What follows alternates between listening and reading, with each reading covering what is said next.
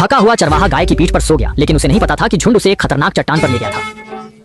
जब वह बारिश से अचंभे में उठा तो अचानक उसके सिर के ऊपर एक भूस्खलन हुआ और भयानक गड़गड़ाहट में प्रवासी मवेशियों के पास प्रतिक्रिया करने का थोड़ा सा भी समय नहीं था और नीचे लुढ़कने वाले भूस्खलन ने उन्हें जिंदा दफन कर दिया और लड़का केवल अपने दांत पीस सकता था और जीवित रहने के लिए चट्टान से कूद सकता था। अंत में डेथ रोल और प्रभाव में वह बहती नदी में गिर गया, लेकिन सौभाग्य से जब वह जीवित और मर गया तो वह अपनी जान बचाने के लिए एक ड्रिफ्टवुड से चिपक गया, लेकिन धारा द्वारा अंधेरे आदिम जंगल में भी ले जाया गया। तट पर जाने के बाद कप्तान के लड़के ने उत्सुकता से चारों ओर देखा।